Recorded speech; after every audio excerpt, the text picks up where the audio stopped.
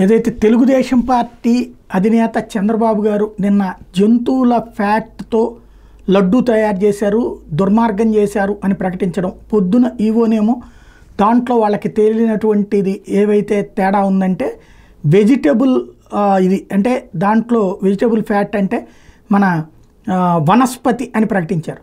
అయితే ఇప్పుడు తెలుగుదేశం నాయకుడు అధికార ప్రతినిధి చెప్తున్నటువంటి చెప్తున్నటువంటిది సంచలనాత్మకమైన అంశాలే. ఇది దారుణాతి దారుణమైనటువంటి నిజాలు చెప్పుకొచ్చారు. వైసీపీ హయాంలో నెయ్యి, జీడిపప్పు, బాదం పప్పు తదితర పదార్థాలు నాసిరకం వాటిని ఉపయోగించడం వల్ల లడ్డూలో నాణ్యత పడిపోయిందన్న విషయం ప్రపంచం మొత్తానికి తెలుసు.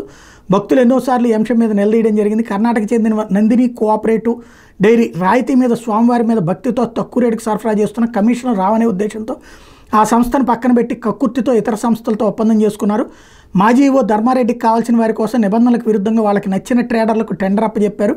కేజీ ఆవు నెయ్యి 400 నుంచి 1000 రూపాయల వరకు ఉంటుంది, కానీ 320 రూపాయలకే సరఫరా చేస్తూ కొన్ని సంస్థలు ముందుకు వచ్చాయి. వాటి గురించి ఎటువంటి విచారణ జరపకుండా ఆ సంస్థలతో ఒప్పందం కుదుర్చుకున్నారు. ఆ సంస్థలు నాసిరకపు నెయ్యిని 320 రూపాయలకే సరఫరా చేశాయనేది వాస్తవం. లడ్డూలు తయారు చేసేందుకు రోజుకి టీటీడీకి 15 కేజీల నెయ్యి అవసరం. దీని విలువ 200 కోట్లు ఉంటుంది. నేతి నాణ్యతను పరిశీలించేందుకు 8/7/2024 ఎన్డీడీబీ సిఏఎల్ఎఫ్ ల్యాబ్కి పంపితే పరిశీలించి 16/7/2024 నివేదికను ఇవ్వడం జరిగింది. ఎన్డీడీబీ సిఏఎల్ఎఫ్ ల్యాబ్ అత్యాధునిక సాంకేతిక పరిజ్ఞానంతో నాణ్యతను పరిశీలిస్తుంది.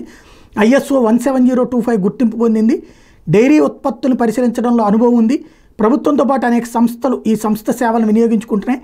జాతీయంగా అంతర్జాతీయంగా పేరు ప్రఖ్యాతులు కలిగిన సంస్థ. ఈ సంస్థ నివేదికలను ఆధారంగా చేసుకుని అనేక ప్రభుత్వ రంగ సంస్థలు పనిచేస్తున్నాయి.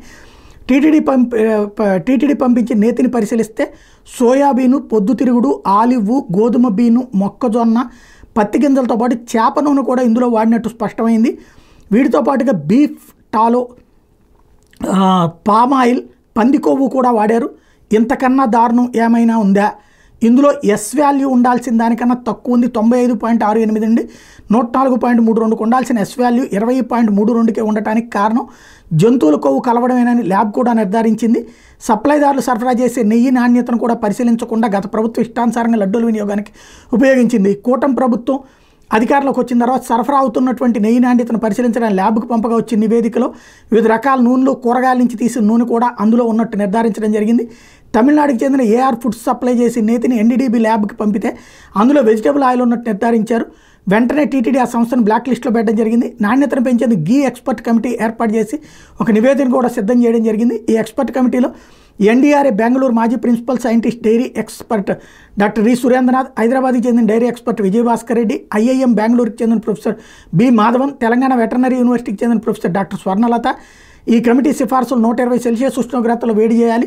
సైంటిఫిక్ ల్యాబ్లో పరీక్షలు నిర్వహించి 7 నుండి 9 పాయింట్ల మధ్యన మనం ఏదైతే పరిగణలోకి తీసుకోవాలి. 800 కిలోమీటర్ల సమీపంలో ఉన్న డైరీల నుంచే నెయ్యిని కొనుగోలు చేయాలి. ఆబ్జెక్టివ్ స్కోరింగ్ మోడల్ని ఉపయోగించి నాణ్యమైన ఆవు నెయ్యిని ఉత్పత్తి చేసి సరఫరా చేసి సాంకేతిక సామర్థ్యం కలిగినటువంటి కంపెనీలే టెండర్కి అర్హత పొందాలి. ఈ నేతిని సరఫరా చేసే కంపెనీలు ఎక్కడి నుండి పాలు కొనుగోలు చేస్తున్నాయి, ఏ విధంగా సిద్ధం చేస్తున్నాయి, క్వాలిటీ రిపోర్టు వంటివి ఎప్పటికప్పుడు క్షేత్రస్థాయికి వెళ్ళి పరిశీలించాలి. టెండర్లు ఎవరైనా తక్కువ ధరకు కోట్ చేస్తే ఎందుకు తక్కువ ధరకు కోట్ చేయాల్సి వచ్చిందో సమగ్ర వివరాలతో అఫిడవిట్ కూడా తీసుకోవాలి. పై సిఫార్సులను పరిగణలోకి తీసుకుని నెయ్యి కొనుగోలుకు నూతన టెండర్లు పిలవడం జరిగింది.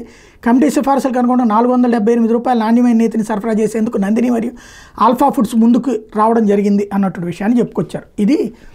ఇది ఈ నివేదిక ఆధారంగా అయితే అప్పుడున్నటువంటి అధికారులు అరెస్ట్ చేయాలి ఖచ్చితంగా. అలాగే ఆ మొత్తం పోటుకు సంబంధించిన వాళ్ళందరి మీద కేసులు పెట్టాలి. భక్తుల మనోభావాల్ని తీవ్రంగా గాయపరిచేటటువంటి అంశం. ఇవాళ లడ్డు ఆ రోజున తిన్న ప్రతి ఒక్కళ్ళు కూడా ఒక్కసారి మనోవేదనకు గురవుతున్నటువంటి అంశం. ఇదంతా అయిన తర్వాత మరి ఈ మధ్యలో ఆ డాల్డాని ఎందుకు చెప్పారన్నది తెలియదు.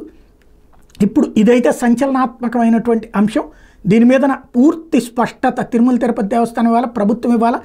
బాధ్యులు ఎవరైనా సరే, ఇట్లాంటి కలిపిన వాడు ఎవడైనా సరే వాడు మనిషి కాదు పశువు అనాలి. అట్లాంటి వాళ్ళని తీసుకెళ్ళి అరెస్ట్ చేసి జైల్లో పడేయాలి.